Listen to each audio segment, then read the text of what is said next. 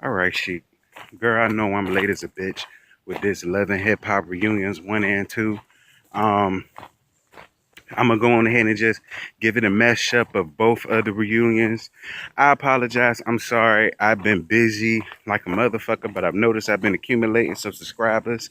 Hey, y'all. So since I'm getting more subscribers and shit, I'm gonna start being more consistent no matter how tired I am. Y'all gonna hear from me at least once or twice throughout the week, depending on what the fuck is on. Um, so, without further ado, Love and Hip Hop Atlanta. Season 7 reunions part 1 and 2, bitch.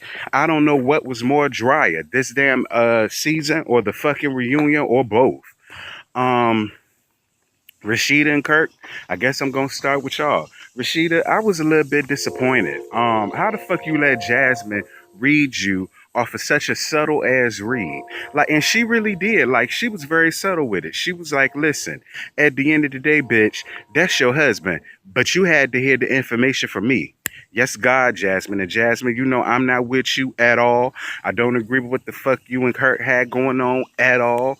And I really can't say that I like you at all. But I can give it to you when you came through for the come through, because you came through for the come through. And again, I'm not here for what Jasmine did, but I do understand what the fuck she was saying to Rashida. I do. And moreover, I do kind of get where she was coming from as to why she told Rashida in the first place.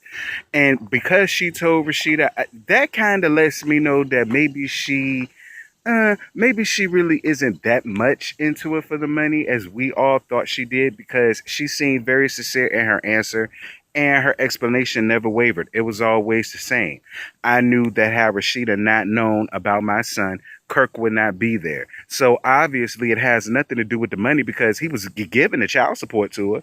So it obviously really didn't have much to do with the money as we thought that it all did. And I'm not going to sit here and prosecute Jasmine for the rest of her life, because we've all done fucked the married man. And as a girl, we all done fucked the married man, bitch. I don't give a fuck how prim and proper you treat your ass is now. I guarantee you, you done fucked somebody's husband, somebody's fiance, somebody's man, somebody's girlfriend, somebody's fiance, somebody's wife.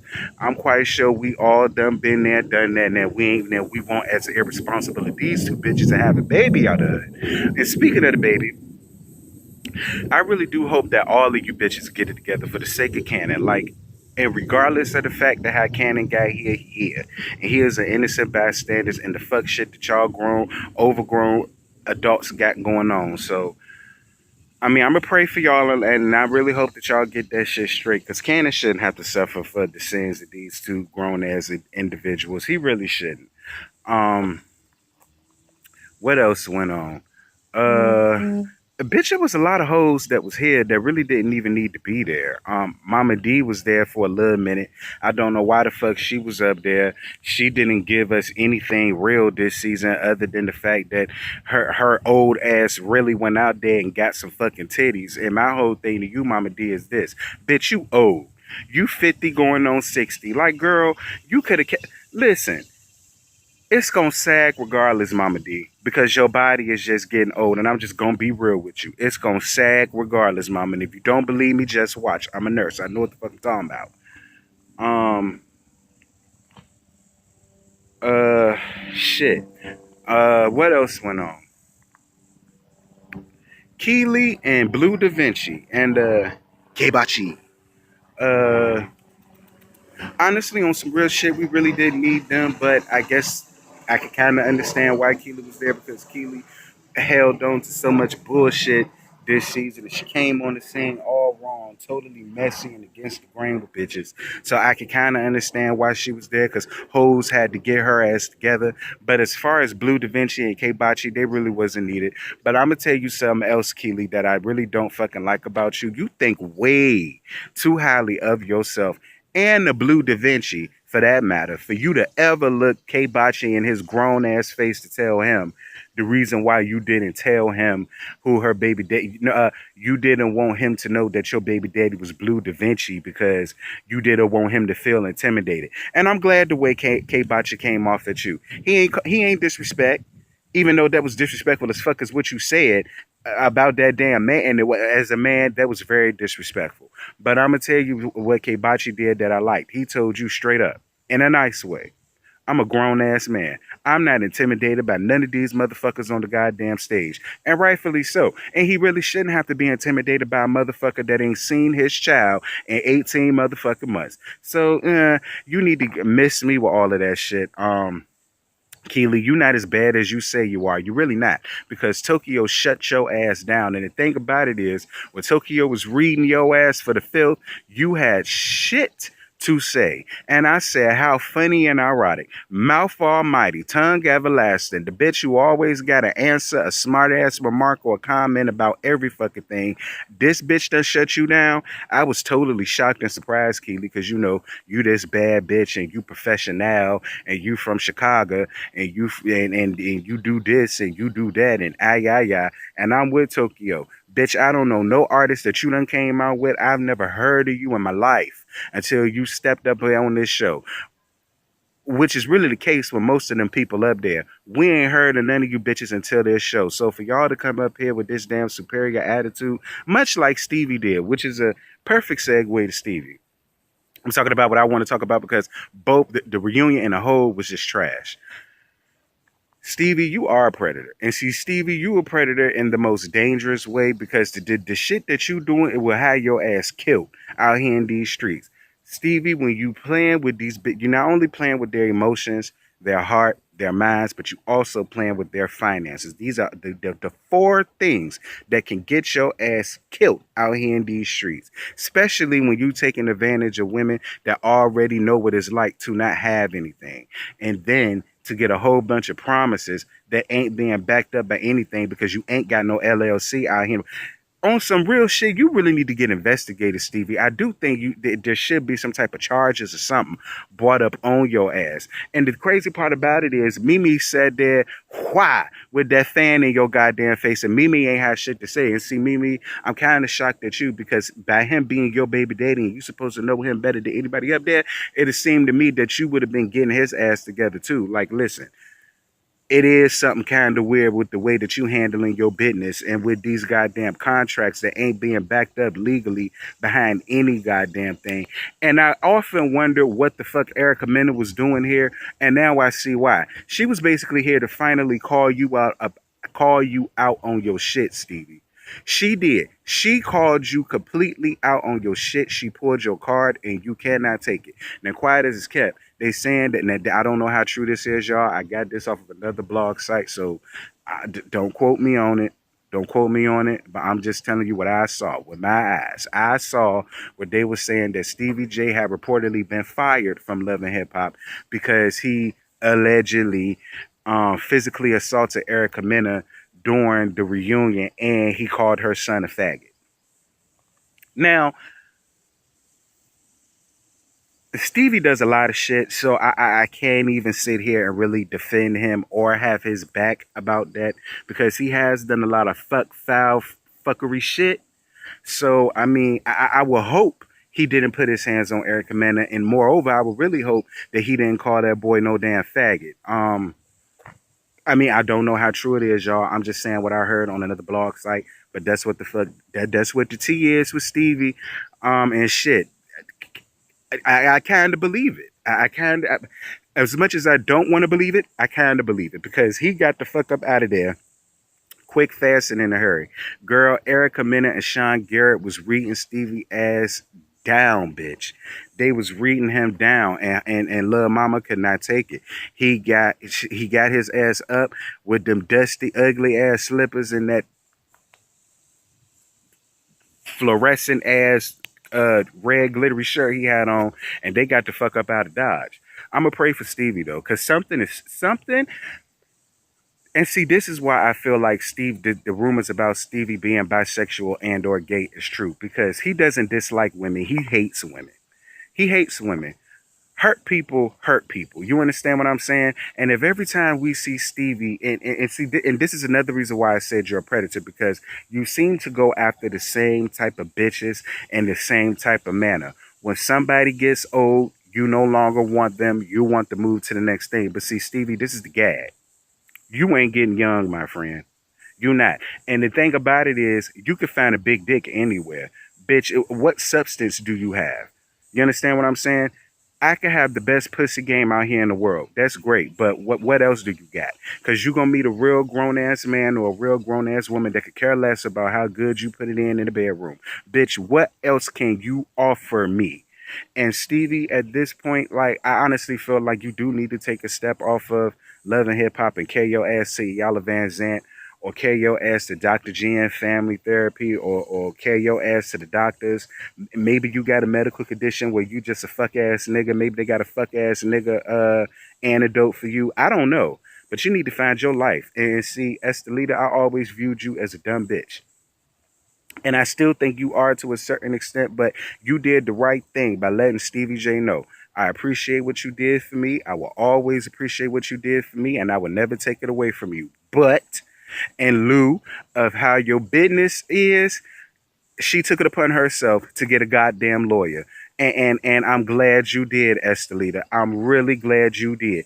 And I'm glad. And see, that's another reason why I'm glad that Sean Garrett was there, because Sean Garrett, unlike the rest of them, he's a real, trill, honest producer. He got what, 56, 59 number ones, and he even said it.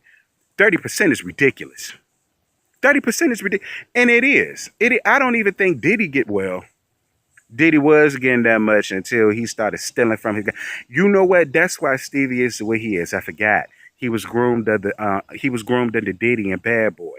I forgot about that. Yeah, but it's still your fault, Stevie. All of this shit is still your fault. You're a grown ass man. You know right from wrong. But that's all for that, because really nothing else went on about that.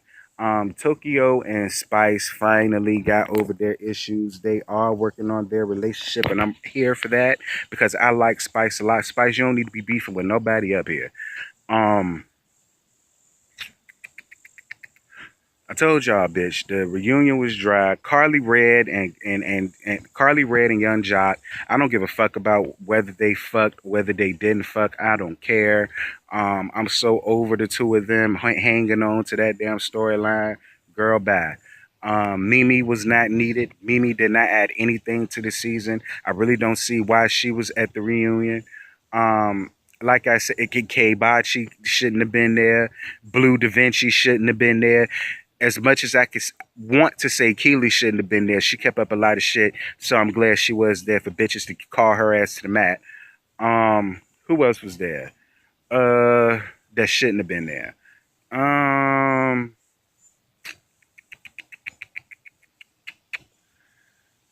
Shit.